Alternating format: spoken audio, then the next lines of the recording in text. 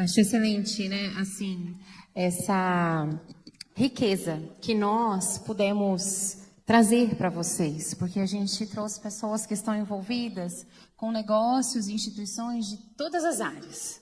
E a gente ficou muito satisfeito em poder trazer vocês, né, que o Instituto pudesse estar conosco, mostrando que nós podemos fazer ainda muito mais pela nossa nação, se fizermos com excelência, se nos dedicarmos e talvez se conhecêssemos. Esse era o nosso objetivo com o Congresso. Olha, talvez as pessoas não conheçam tanto o Instituto Von Braun, a gente precisa que todo mundo conheça o que um cristão está fazendo com excelência e está fazendo para abençoar a nossa nação. Então, esse era o nosso objetivo. E agora a gente vai ter, então, a fala da Luciana Haas, da Guardiões da Infância e da Juventude. Boa tarde, pessoal. É uma alegria para nós, da Associação Guardiões da Infância e da Juventude, estarmos aqui hoje com vocês. Agradecer aí a coordenação, né, desse evento maravilhoso, na pessoa da Vanessa. Muito obrigada por ter nos convidado. Eu e meu marido Lúcio viemos de Belo Horizonte para falar um pouquinho dessa nossa associação para vocês. Posso usar?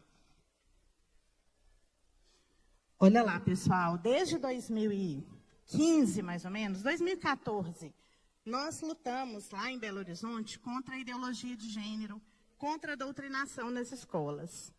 Vocês devem ter acompanhado que na última década, né, digamos assim, desde lá de 2014, as famílias brasileiras acordaram para essa realidade. Até então, muitos de nós nem sabíamos o que era gênero.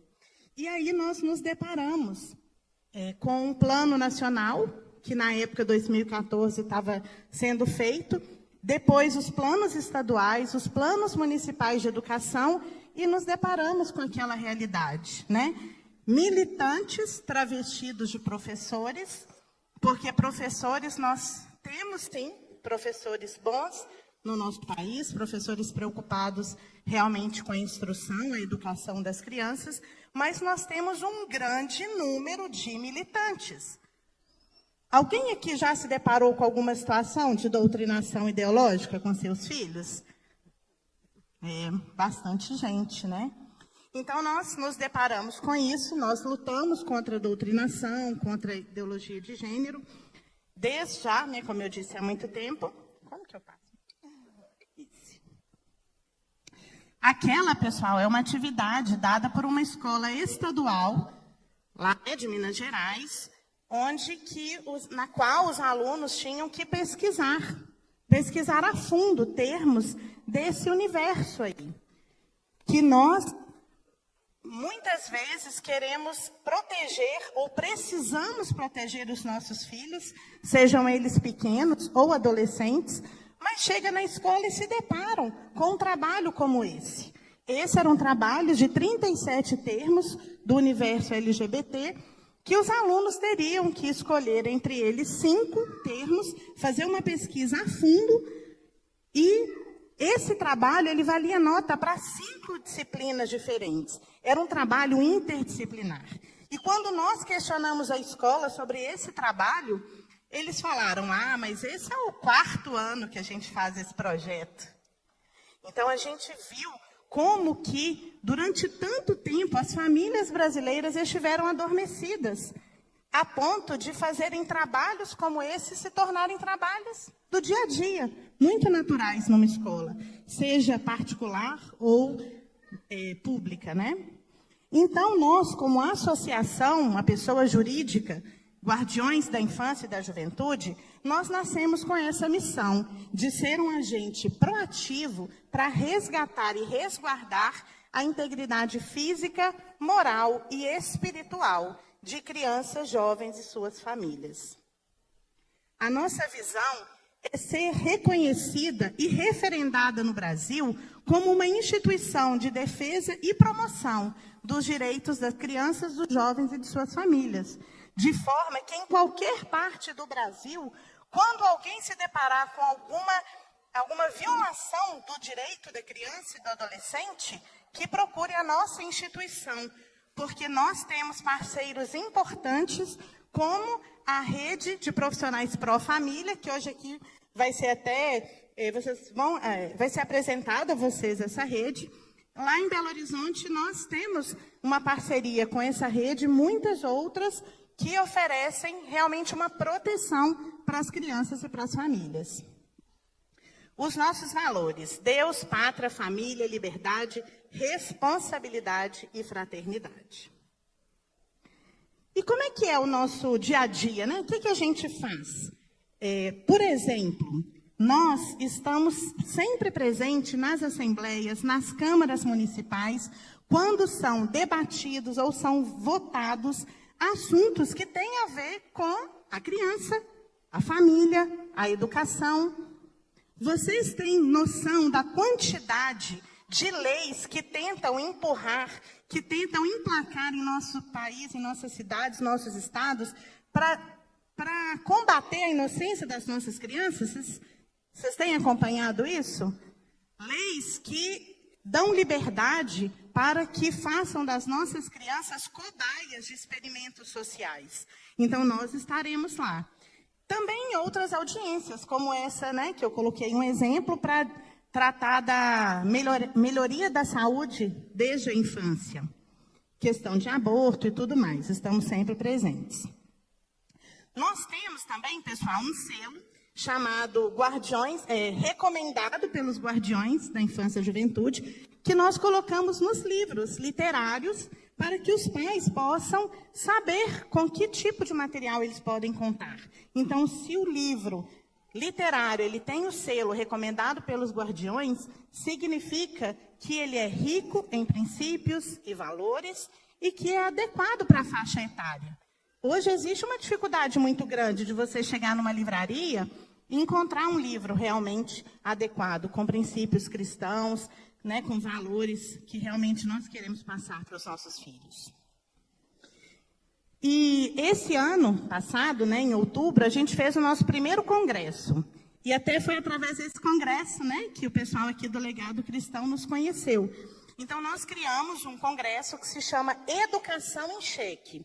E todo ano a gente vai fazê-lo, cada ano com um tema diferente. Esse ano a gente trabalhou, a gente discutiu a Agenda 2030 da ONU, que o nosso preletor, né, que me antecedeu, citou essa Agenda 2030 da ONU. Então, nós trouxemos essa discussão para as famílias estarem realmente atentas, porque às vezes a gente acha muito bonitinho, né? Educação e desenvolvimento sustentável. Mas o que está por trás disso? O que realmente querem implantar na cabeça dos nossos pequenos e dos nossos jovens? Então, nós fizemos esse congresso, né, que foi até motivo aí de uma reportagem da Gazeta do Povo. E também lá em Minas Gerais, nós estamos bem assim unidos com outros movimentos. Não sei se vocês já ouviram falar do Mães Direitas. Né? Se vocês não conhecem, também sigam no Instagram. Mães Direitas, tem um movimento que chama Mova Brasil. E nós nos unimos, porque sozinhos nós somos quebrados muito facilmente. Então, quando a gente realmente se juntou com outros movimentos de Minas, para a gente poder fazer pequenas, grandes coisas, né? Digamos assim. E uma dessas pequenas coisas, mas que tem uma grande repercussão, que tem um grande resultado, eu vou falar rapidamente para vocês, que é a batalha pelos conselhos tutelares. Quem aqui votou agora, dia 1º de outubro, para conselho tutelar, levanta a mão bem alto. Agora, abaixa e levanta para mim quem tinha votado há 4 anos atrás. Olha, gente, foi quase a zero, né? Alguns levantaram as mãos, mas a grande maioria de nós, cristãos, conservadores, nunca demos atenção devida aos conselhos tutelares.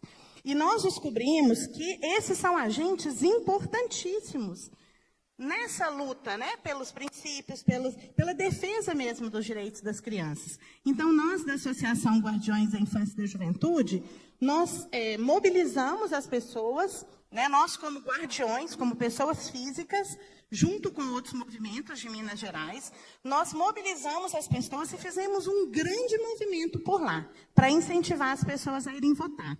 E mais do que isso, nós entrevistamos pessoas que se candidataram a esse cargo para a gente poder ter pessoas para a gente indicar.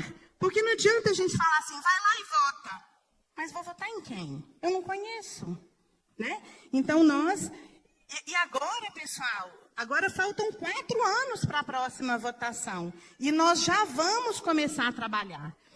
E é isso que nós temos que fazer. Nós temos que realmente colocar a mão na massa. E um grande caminho que nós temos é esse. Vamos colocar nos conselhos tutelares pessoas alinhadas a nós. Pessoas que realmente vão trabalhar para defender o melhor interesse da criança e da família. Não pessoas que estão lá para satisfazer vontade, desejos de políticos, de vereadores. Que muitas vezes o Conselho Tutelar é usado como um puxadinho ali do gabinete, de forma que fazem uma troca. Os políticos indicam, fortalecem aquele conselheiro, mas aquele conselheiro, na época da eleição, vai trabalhar para quem? Para o vereador. E os 4 anos que ele está lá, ele não está preocupado realmente em fazer o papel dele. Nós, em Belo Horizonte, tivemos uma vitória assim, inédita em relação ao número de candidatos pró-vida, pró-família, cristãos que foram aprovados. E o que aconteceu lá? Eleição para o Conselho Tutelar é anulada, após vitória de conservadores. Então, não sei se vocês chegaram a ouvir essa notícia. Nós tivemos a eleição cancelada. E aí, foi mais 1 mês e pouco de muita luta, né? Para mobilizar novamente aquela quantidade gigantesca de pessoas. Mas nós conseguimos. Com a graça de Deus, nós conseguimos e nós elegemos mais conselheiros do que havíamos elegido na eleição que passou.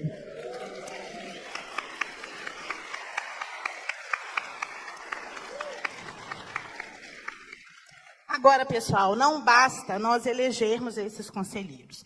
Nós também temos que acompanhar o trabalho deles. Se a gente não fizer isso, não vai ter tanta eficácia.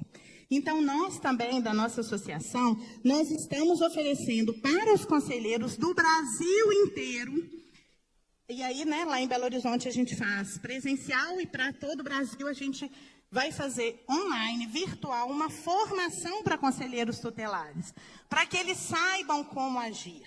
Quando acontecer alguma situação ligada a essa pauta tão cara a nós, que é a defesa da vida e da família.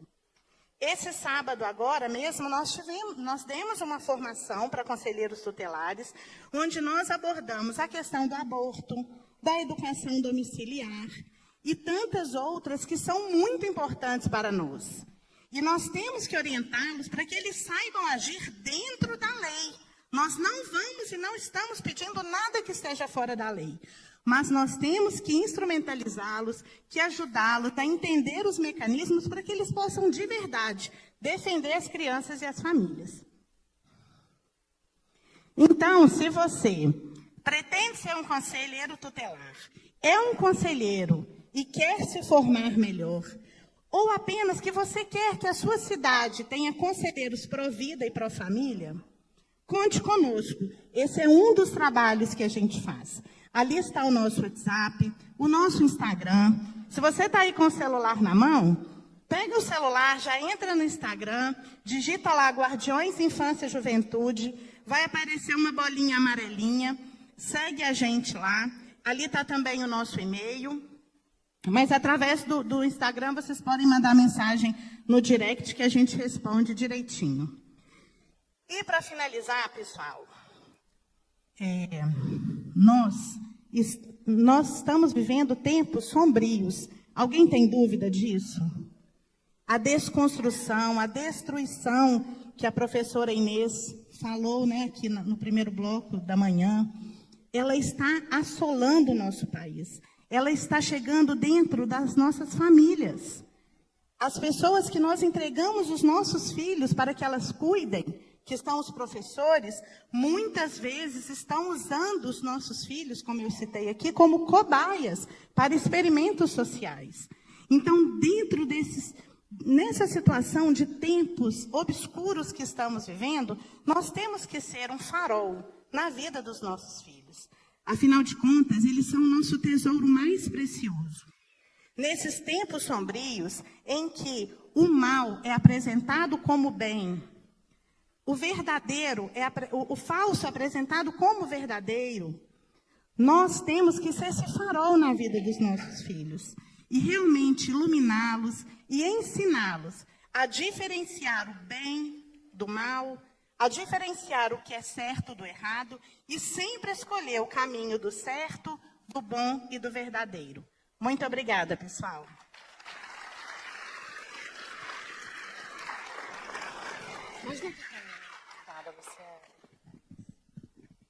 Isso mesmo. Então, nós entendemos como valorosa a iniciativa do Guardiões da Infância e ela pode ser replicada. Então, pense aí, como ela pode ser replicada onde você está? No lugar onde você tem influência. Entre em contato com eles para replicar o que eles estão fazendo.